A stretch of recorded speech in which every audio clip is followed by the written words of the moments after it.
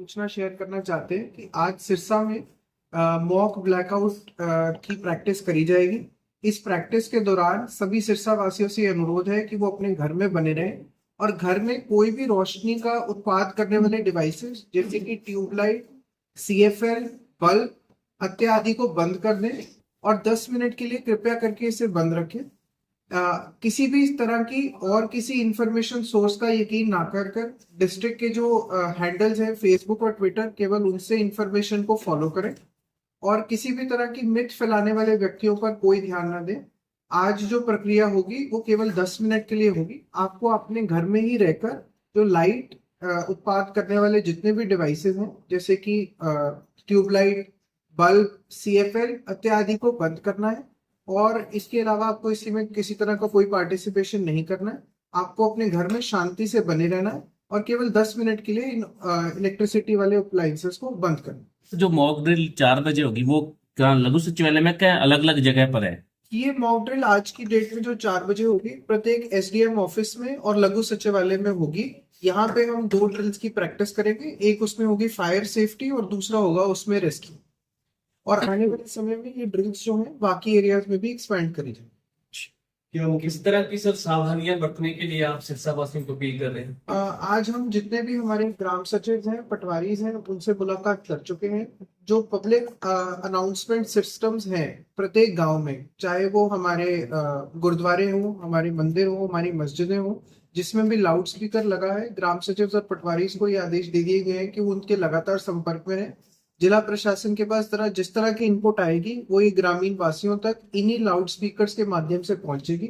और मेरा जो ये धार्मिक संस्थानों को चलाने वाले व्यक्तियों से भी ये विनम्र अनुरोध है कि वो केवल ग्राम सचिव, पटवारी द्वारा दी गई इंफॉर्मेशन का ही यकीन करें और किसी स्रोत की इंफॉर्मेशन को ना तो लाउड स्पीकर पर चलाएं और ना ही उसका प्रसारण करें।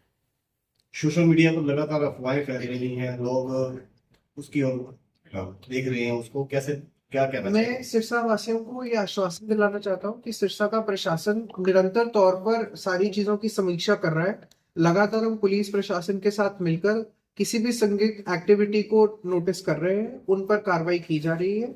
जो हमारी जो स्ट्रॉन्ग इंस्टॉलेशंस है जो सिविलियन सप्लाईज के लिए जरूरी है, उनकी खास समीक्षा करी जा रही है। हम लगातार सारी एजेंसियों के साथ जुड़े हुए हैं, तो किसी को भी इस तरह की मिथ्स पे या ऐसी बातों पर यकीन नहीं करना चाहिए। निरंतर तौर पे जो डिस्ट्रिक्ट एडमिनिस्ट्रेशन है वो इन चैनलों के थ्रू आपसे बातचीत करेगी।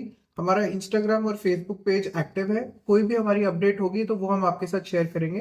खासकर जो ग्रामीण वासी हैं सिरसा के, उनसे यही अनुरोध है कि उनके सरपंच और पंच प्रतिनिधि जो है पटवारी और ग्राम सचिव के साथ मिलकर उनका ये शाम का जो प्रोग्राम है ब्लैकआउट का, उसको सक्सेसफुल करने में अपना पूरा समर्थन। सर, मॉक ड्रिल के दौरान किस तरह का सायरन बजाया जाएगा और लोग पैनिक ना हो, इसके लिए आप क्या अपील करते हैं? लोगों की पैनिक के लिए तो मेरा सबसे यही अनुरोध है कि आप देख ही रहे हैं कि जिला प्रशासन जो है किस तरह की तैयारियां कर रहा है। हम सभी एजेंसीज के संपर्क में हैं, ऐसी कोई भी चीज नहीं है जो हम मिस आउट कर रहे हैं।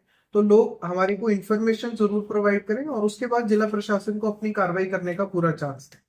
इस जिले ने, चाहे वो पुरानी पिछली साल की बाढ़ है या उससे पहले जितने भी कार्यक्रम हैं, उसमें बहुत ज्यादा अपना सपोर्ट दिया है और पुलिस प्रशासन और सिविल प्रशासन ने अपना दायित्व निभाया है। तो सबसे यही अनुरोध है कि वो करें। सायरन्स के मामले में मैं सबके साथ ये समीक्षा करना चाहता हूँ कि सायरन्स 2 प्रकार के होते हैं, एक शॉर्ट सायरन होता है, एक लॉन्ग सायरन होता है। लॉन्ग सायरन जो है वो भी हम उसका ऑडियो रिकॉर्डिंग भी हम आपके जो गुरुद्वारे और उन तक भिजवा देंगे और शॉर्ट का भी।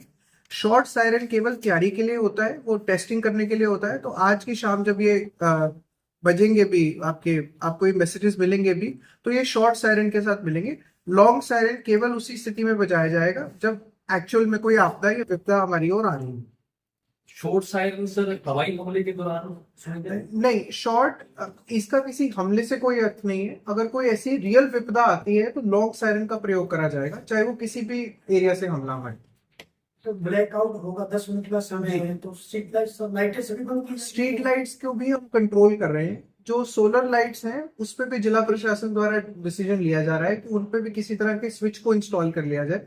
तो आज की डेट में तो हम सब अपने घरों में इस चीज की पूरी प्रैक्टिस करें। 1-2 दिन पे जो स्ट्रीट लाइटों पे भी, खासकर जो सोलर स्ट्रीट लाइट्स हैं, उन पे भी किसी प्रकार का स्विच लगाने का हम प्रयास कर रहे हैं ताकि उनको भी बंद करा जा सके। पर आज जो हम प्रैक्टिस कर रहे हैं वो सब हम अपने घर में रहकर लाइटों को बंद करने की कर रहे हैं। और इसके अलावा अगर कोई व्यक्ति इस समय किसी यातायात का प्रयोग कर रहा है, चाहे वो बाइक है या वो स्कूटर है या वो आपकी गाड़ी है, तो आपसे बस यही अनुरोध है कि 7:50 पर आप अपनी गाड़ी को साइड पे पार्क कर इंजन और लाइट्स को ऑफ कर दें और इस मुहिम का भाग बनें।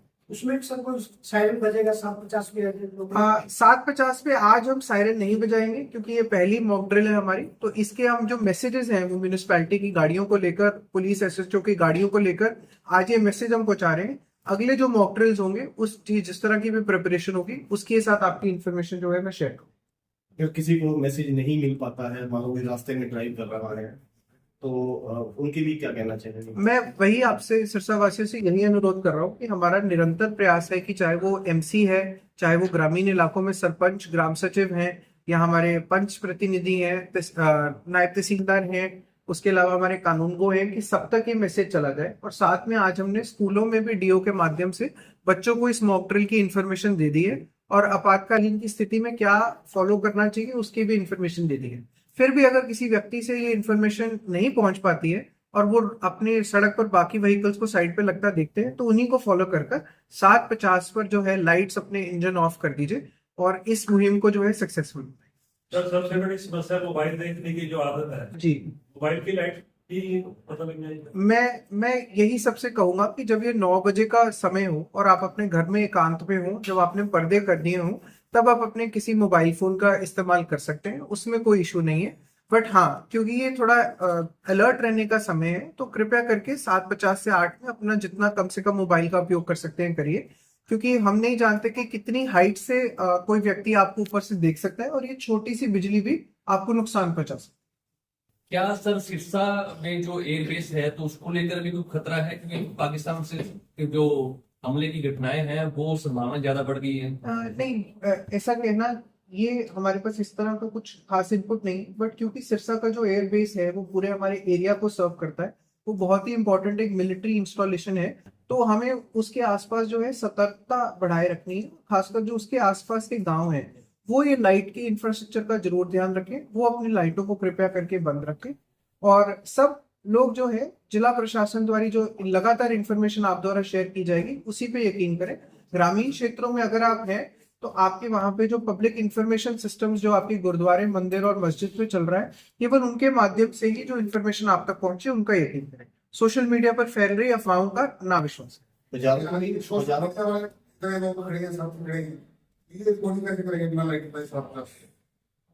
हाँ जी, बिना लाइट लगाए रिकॉर्डिंग कैसे करेंगे? वो आपके अपना मुद्दा है, जैसे भी आप रिकॉर्डिंग करना चाहें वो आप कर सकते हैं।